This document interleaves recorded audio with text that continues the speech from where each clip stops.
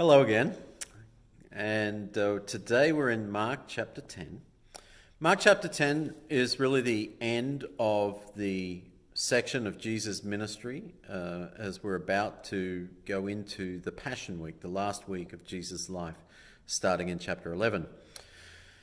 And this chapter finishes with the words that the blind man received his sight and followed Jesus along the road.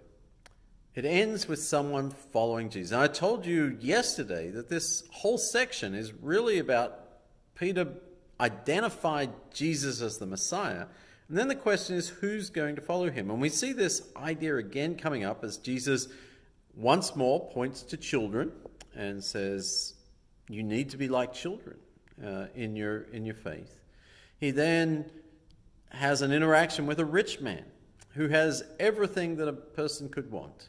Is good, righteous, beyond belief, and yet is not willing to follow Jesus. He predicts his death and says, are you willing to take up your cross and follow me? And James and John completely ignore that and just look at glory and power that they want.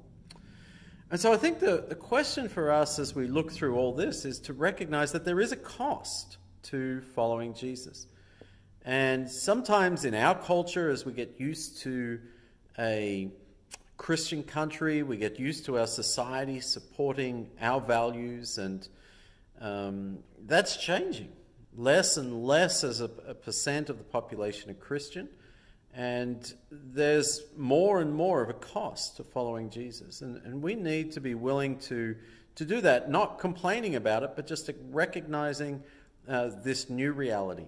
And to do that, we have to have a passion to follow Jesus.